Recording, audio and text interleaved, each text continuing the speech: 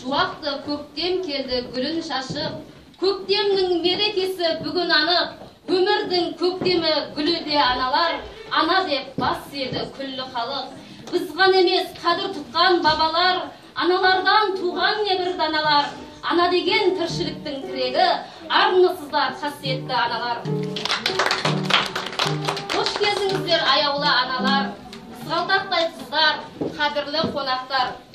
Көңілдеріңізге көктем шуағындай сезім мен нұр қойып, 8 наурыз халықаралық әйелдер мерекесіне келіп жетті.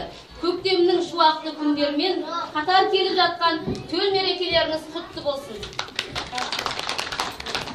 Осы мерекеге орай Балдырған тобының ана біздің күніміз, ананың біз гүліміз атты мерекелік кешімізді тамашалаңыздар. Алдарыңызда хор, ақ мамам.